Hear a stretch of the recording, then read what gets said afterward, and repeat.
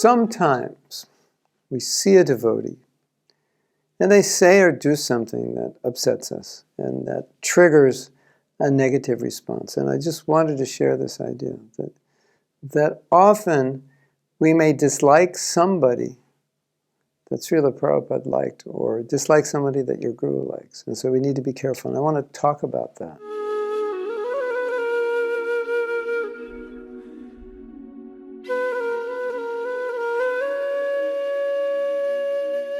From the perspective of the spiritual master, a devotee may have rendered selfless service over the years and attracted the heart of the spiritual master. But at the same time, that devotee may have done things which it seems to his godbrothers or godsisters were displeasing to Krishna and the spiritual master, or against the order of the spiritual master. And it may be that what they did was not what the spiritual master wanted. And as a result of that, it causes them to have negative feelings towards that devotee.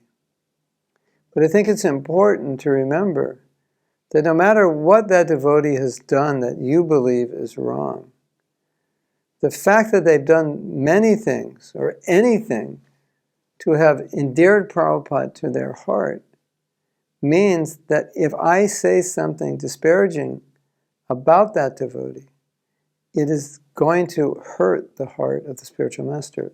And there's a story like that because this actually happened. One of Prabhupada's disciples, during his time, left ISKCON to create his own organization. So obviously the leaders were not happy about that, and they were complaining to Prabhupada.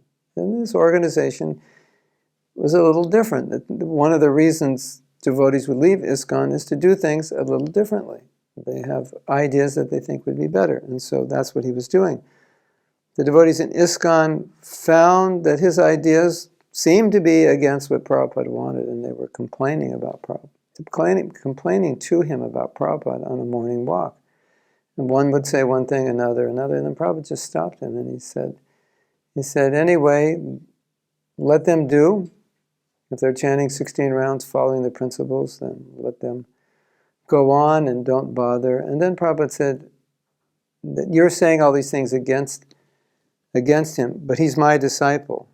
And so I have affection and I make the decision. And so I find it an important instruction that even though a disciple of Prabhupada or a disciple of your guru may have done something which you don't feel is right. We're not talking about major transgressions, but done something like leaving ISKCON or creating some different strategies which you think Prabhupada wouldn't approve. And still, at least we have to remember that during Prabhupada's time, if that person was very dear to Prabhupada's heart, very pleasing, then probably they're still pleasing to Prabhupada, even though if what they're doing now may not be pleasing. Because that was Prabhupada's nature. And he demonstrated that by this story I told. So we should be very careful. Before you ever say anything ill about anyone, ask yourself, is this devotee dear to my spiritual master? Or is this devotee dear to Prabhupada? Because you will find that many, many devotees that we maybe find, I'm not say fault, but we disagree with or we question if what they're doing is actually the best thing. Many, many of those devotees are very dear to Prabhupada. And I may not like what they're doing, and that just may be me. But are they dear to Prabhupada? Are they dear to my Guru Maharaj? Are they dear to others? And if they are, and I'm negative, then that means I'm offending Prabhupada by criticizing them. And we don't normally think that way, but it's true. If that person's dear to Prabhupada, or dear to your Guru, or dear to another Guru, and you offend that person, then indirectly you're offending Prabhupada or their Guru. So you get 2 strikes against you, double aparad. So be careful and just consider these things. If someone is dear to Prabhupada, who am I to condemn or criticize them?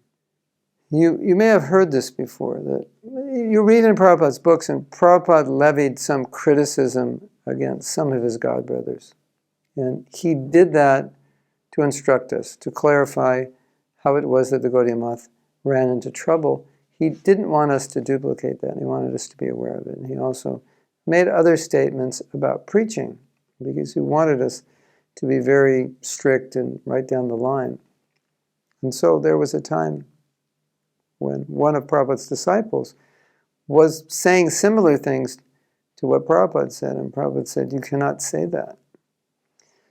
So the disciple was a little taken aback by that, because he was just repeating what Prabhupada said. He said, "But they're my God brothers. They're not your God brothers."